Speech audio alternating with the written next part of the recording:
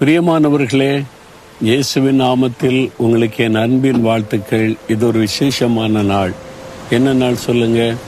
இயேசு எருசலேமுக்கு பவனியாக வந்த நாள். இதைத்தான் குருத்தோலை பண்டிகை எண்ணி பல இடங்களில் சபைகளில் கொண்டாடுகிறாங்க.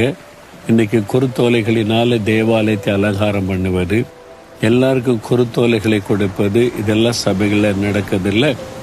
இந்த காரியம் சம்பவம் நடந்த அந்த நாளை நினைவு கூறுகிற ஒரு நாள் இது. அப்போ மத்தேயு 21:9 கர்த்தருடைய நாமத்தினாலே வருகிறவர் ஸ்தோத்தரிக்கப்பட்டவர், உன்னதத்திலே ஓசன்னா என்று ஜனங்கள் ஆர்ப்பரித்தார்கள். இதில் முக்கியமாக கவனிக்க வேண்டிய காரியம், இயேசு கிறிஸ்து ஒரு கழுதின் மீது ஏறி பவனியாக எருசலேமுக்கு வந்தார். இயேசுவை சுமக்கிற ஒரு கழுதை. அது நம்ம கிராமங்களில் பார்க்கிற சாதாரண கழுதை இல்லை, கோவேறு கழுதை. அதாவது கோனா ராஜா ஏறக்கூடிய கழுதை. அந்த காலத்தில் ராஜாக்கள் ஆட்சி பண்ணும்போது அவங்க யுத்தத்துக்கு போயிட்டு திரும்பி வரும்போது ஜெயித்துட்டாங்கன்னா அவங்க ஊரின் அந்த பட்டணத்தின் எல்லையில் வரும்போது கோவேறு கழுதியில் ஏறி ஊர்வலமாக அழைச்சிட்டு வருவாங்க. அது ஒரு வெற்றி பவனி. அதே மாதிரி தான் இயேசு கிறிஸ்து ஒரு வெற்றி பவனியாக எருசலேமுக்குள்ளே வருகிறார்.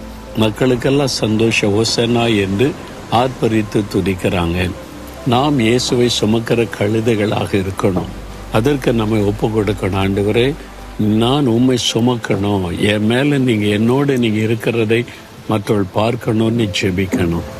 அடுத்தது 2வது நடக்கிற விஷயம், இயேசு தேவாலயத்தை சுத்திகரிக்கிறார்.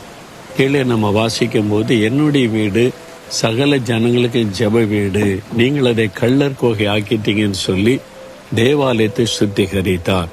நம்முடைய சரீரம் தேவன் வாசம் பண்ணுகிற ஆலயம். நம்முடைய சரீரம் சுத்தமாக இருக்கணும்.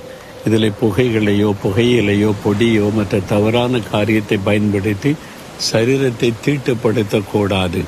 அப்போ நம்முடைய சரீரமாகிய தேவனுடைய ஆலயம் சுத்தமாக இருக்க நம்ம அர்ப்பணித்து கொள்ளணும், பரிசுத்தப்படுத்த வேண்டும் என்று.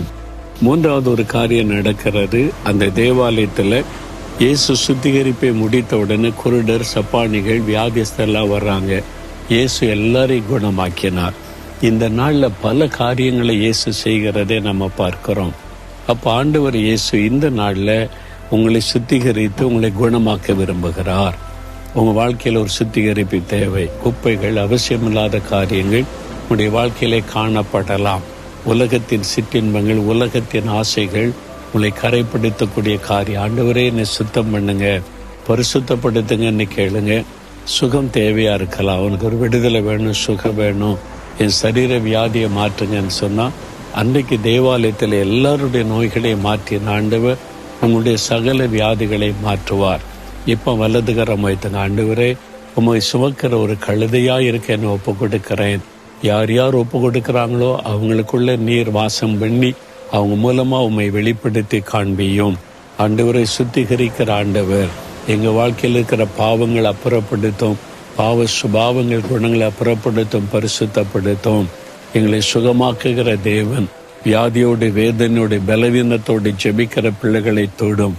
சகல வியாதிகளும் இயேசுவின் நாமத்தில் விலகட்டும். இயேசுவின் நாமத்தில் ஆமேன், ஆமேன்.